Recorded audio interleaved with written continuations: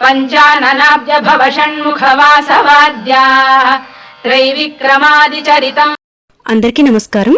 గాయత్రక్క హోమ్కి స్వాగతం. ఈరోజు వీడియోలో నిర్జల ఏకాదశి పూజా విధానం మీతో షేర్ చేస్తున్నాను. మనకి మొత్తంగా సంవత్సరానికి 24 ఏకాదశులు ఉంటాయి. అయితే మాసంలో 2 ఏకాదశులు వస్తాయి.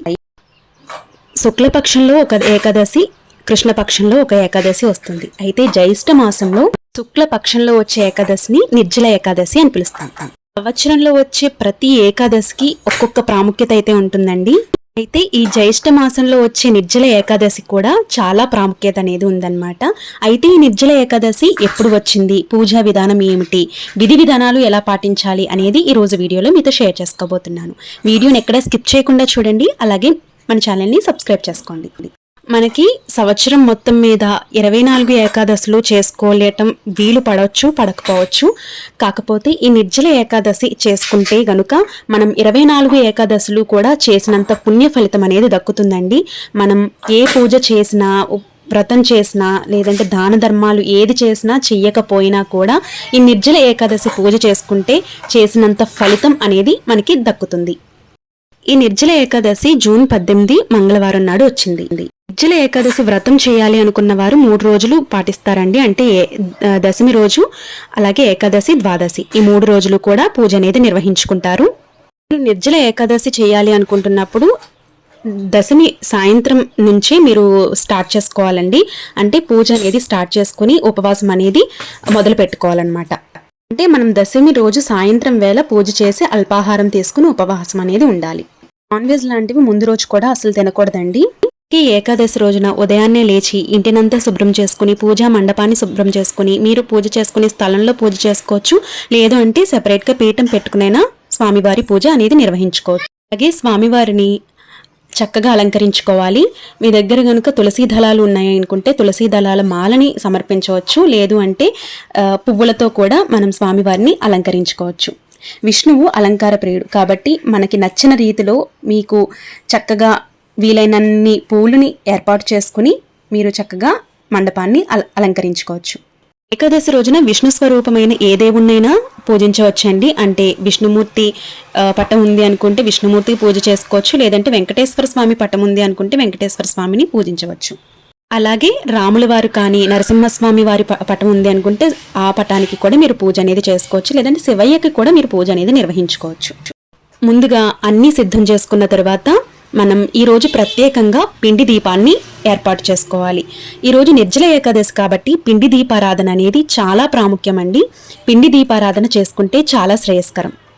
అయితే ఇక్కడ ముందుగా మనం ఏ పూజ చేసినా, ఏ వ్రతం చేసినా గణనాథుని పూజిస్తాం కాబట్టి ముందుగా గణపతికి పసుపు కుంకుమ సమర్పించి పూలతో అర్చన చేసుకొని స్వామివారికి దీపధూపాన్ని చూపించాలి.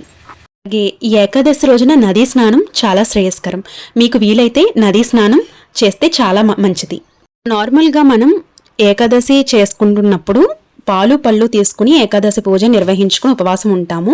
అయితే ఇది నిర్జల ఏకాదశి కాబట్టి నిర్జల ఏకాదశి రోజున మనం పాలు పళ్ళు కాదండి, ఏమి తీసుకోకుండా ఉపవాసం ఉండాలి. ఒకవేళ మీకు ఆరోగ్యం సహకరించలేదు అనుకుంటే పాలు పళ్ళు తీసుకుని ఉపవాసం ఉండొచ్చు. లేదు అంటే మీకు ఆరోగ్యం బాగాలేదు, మేము ఉండలేము అనుకున్న వారు దేవుడికి నమస్కారం చేసుకుని అల్పాహారం లేదు అంటే ఆహారం తీసుకునైనా పూజ అనేది నిర్వహించుకోవచ్చండి. ఇబ్బంది ఏమీ లేదు.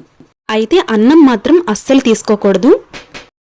ఒకవేళ ఉపవాసం చేసే వాళ్ళు ఎవరైనా కానివ్వండి, గోధుమ రవ్వ లేదంటే పళ్ళు ఇవే తీసుకోవాలి. బియ్యంతో చేసినటువంటి పదార్థాలు అస్సలు తీసుకోకూడదు. ఈరోజు దానం చేసినా కూడా విశేషమైన పుణ్య ఫలితం అనేది లభిస్తుంది. మీరు ఏదైతే దానం చేయగలరో వాటిల్ని దానం చేసినా కూడా ఈరోజు చాలా మంచిదన్నమాట. అలాగే ఇలా అంతా కూడా ఏర్పాటు చేసుకుని వినాయకుడి పూజ చేసుకున్న తర్వాత స్వామివారికి మన సంకల్పం ఏమైతే ఉందో అది ఒక్కసారి చెప్పుకొని పూజ అనేది మొదలు పెట్టుకోవాలి. స్వామివారికి ముందుగా దీపాలని వెలిగించుకోవాలి. ఇలా వెలిగించుకున్న తర్వాత స్వామివారికి అభిషేకం కూడా నిర్వహించుకోవచ్చు. పంచామృతాలతో అభిషేకం చేయించుకోవచ్చు. ఒకవేళ ఇంట్లో అభిషేకం చేయించలేని వారు గుడికి వెళ్ళి స్వామివారికి అభిషేకం అనేది చేయించుకోవచ్చు. అలాగే ఈరోజు గోవింద నామాలు, స్వామివారి సహస్రనామాలు చదువుకుంటూ స్వామివారికి పూజ అనేది నిర్వహించుకోవాలి. తర్వాత పిండి దీపారాధన చేసుకోవాలి. ఈ పిండి దీపారాధన అనేది మీరు 3, 5 లేదంటే 1 ఇలా బేసి సంఖ్యలో వెలిగించుకుంటాం చాలా మంచిది.